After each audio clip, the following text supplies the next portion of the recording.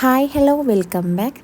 ഇന്ന് റവയും ഉരുളക്കിഴങ്ങും വെച്ചിട്ട് തയ്യാറാക്കിയെടുക്കാൻ പറ്റുന്ന നല്ലൊരു സ്നാക്സിൻ്റെ റെസിപ്പിയാണ് ഇന്ന് ഞാൻ കാണിക്കുന്നത്. അപ്പോൾ ഇത് എങ്ങനെ ഉണ്ടാക്കിയെടുക്കാൻ നോക്കാം. അതിന് മുന്നായിട്ട് പുതിയ വ്യൂവേഴ്സ് ആരെങ്കിലും ഉണ്ടെങ്കിൽ ഈ ഒരു ചാനൽ സബ്സ്ക്രൈബ് ചെയ്യാനും അതുപോലെ തന്നെ സപ്പോർട്ട് ചെയ്യാനൊന്നും മറക്കല്ലേ.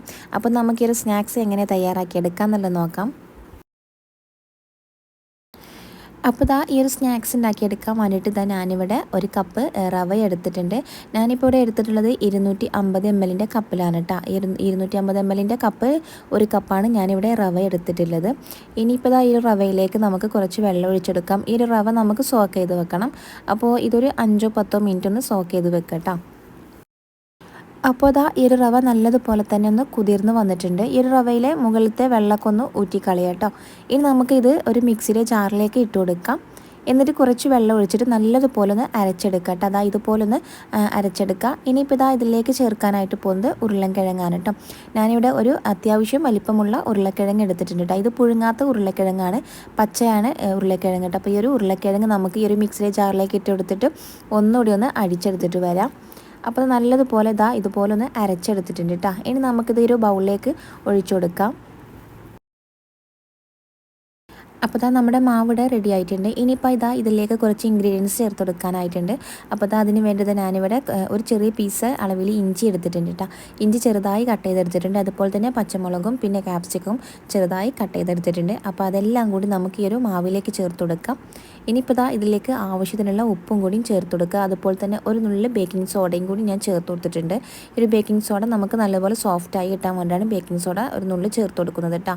അല്ലാന്നുണ്ടെങ്കിൽ നിങ്ങൾ ഇതുപോലെ മാവ് റെഡിയാക്കി വെച്ചിട്ട് ഒരു 10-15 മിനിറ്റ് ഒക്കെ ഒന്ന് വെച്ചതിന് ശേഷം ഉണ്ടാക്കിയെടുത്താലും മതി. അപ്പോൾ ഞാൻ ബേക്കിംഗ് സോഡയും കൂടി ചേർത്ത് കൊടുത്തിട്ട് നല്ലതുപോലെ ഒന്ന് നമുക്ക് ഈ ഒരു മാവ് മിക്സാക്കി എടുക്കാം. അപ്പോൾ സ്നാക്സിനുള്ള മാവ് ഇവിടെ റെഡി ആയിട്ടുണ്ട് കേട്ടോ. ഇനിയിപ്പോൾ ഇത് ഞാൻ ആവിയിലാണ് വേവിച്ചെടുക്കുന്നത് കേട്ടോ. അപ്പോൾ അതിന് വേണ്ടിയിട്ട് ഞാനിവിടെ ഒരു കേക്ക് ടിൻ എടുത്തിട്ടുണ്ട്. നിങ്ങൾക്ക് ഏത് പാത്രം വേണമെങ്കിലും എടുക്കാവുന്നതാണ്. ഇനിയിപ്പോൾ ഈ ഒരു കേക്ക് ടിന്നിൽ കുറച്ച് ബട്ടറോ അല്ലാന്നുണ്ടെങ്കിൽ ഓയിലോ ഒന്ന് സ്പ്രെഡ് ചെയ്തെടുക്കുക. എന്നിട്ട് ഈ ഒരു മാവ് നമുക്ക് ഫുള്ളായിട്ട് ഇതിലേക്കൊന്ന് ഒഴിച്ചെടുക്കുക. എന്നിട്ട് ജസ്റ്റ് ഒന്ന് ടാപ്പ് ചെയ്ത് കൊടുക്കുക കേട്ടോ. എന്നിട്ട് നമ്മൾ ഇഡ്ഡലി തട്ടിലാണ്, ഞാനിവിടെ ഇഡ്ഡലി തട്ടിലാണെന്ന് വേവിച്ചെടുക്കുന്നത്. അപ്പോൾ ഇഡ്ഡലി തട്ടിൽ ഒന്ന് വെച്ചെടുക്കാം. ഇത് ഏകദേശം ഒരു 20 മിനിറ്റെങ്കിലും നമുക്ക് വേണ്ടി വരും ഇത് വെന്ത് കിട്ടാനായിട്ട് കേട്ടോ. ആ ഒരു സമയം നമുക്ക് ഇതിലേക്ക് ഒരു ചെറിയൊരു മസാല ആവശ്യമായിട്ടുണ്ട്. അപ്പോൾ അതിന് വേണ്ടിയിട്ട് ഞാനൊരു ബൗൾ എടുത്തിട്ടുണ്ട്. അതിലേക്ക് ഞാൻ ആദ്യമായിട്ട് ചേർക്കുന്നത് കാശ്മീരി മുളക് പൊടിയാണ് കേട്ടോ. അപ്പോൾ കാശ്മീരി മുളക് പൊടി തന്നെ ചേർക്കാനായിട്ട് നോക്കുക. എങ്കിൽ മാത്രം നമുക്ക് ഈ ഒരു സ്നാക്സ് നല്ലൊരു കളറ് കിട്ടുള്ളൂ, നല്ല ഭംഗിക്ക് വേണ്ടിയിട്ടാണ്. ഇനി നല്ലോണം എരിവ് വേണമെന്നുണ്ടെങ്കിൽ നിങ്ങൾക്ക് സാധാ മുളക് പൊടി എടുക്കാവുന്നതാണ്. അപ്പോൾ ഞാനിതിലേക്ക് മുളക് പൊടി ചേർത്ത് കൊടുത്തിട്ടുണ്ട്, കാശ്മീരി മുളക് പൊടി ചേർത്ത് കൊടുത്തിട്ടുണ്ട്.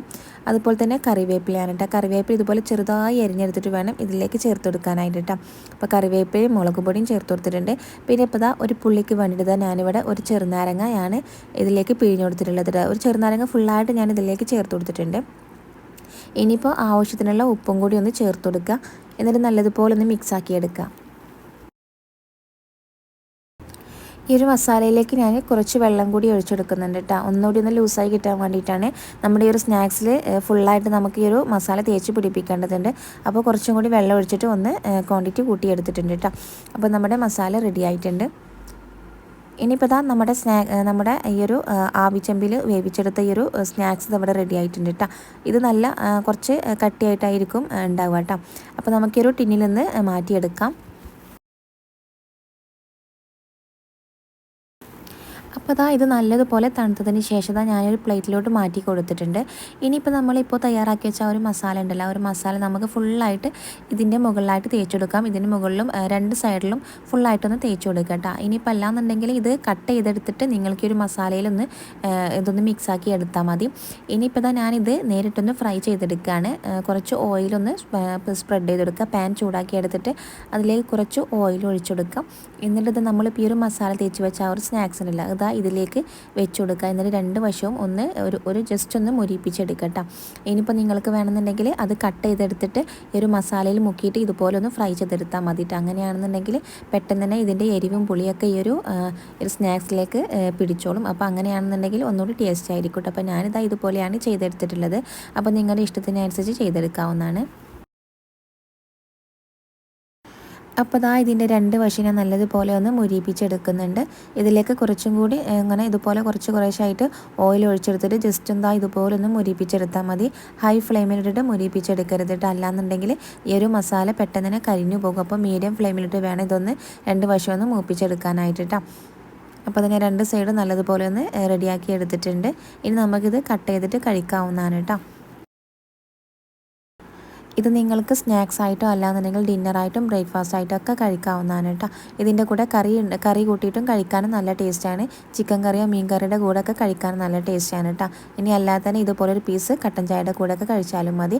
നല്ല സോഫ്റ്റാണ്. അപ്പോൾ എല്ലാവരും ട്രൈ ചെയ്ത് നോക്കുക. അപ്പോൾ ഇൻഷാ അല്ലാഹ് പുതിയൊരു വീഡിയോയിൽ കാണാം. താങ്ക്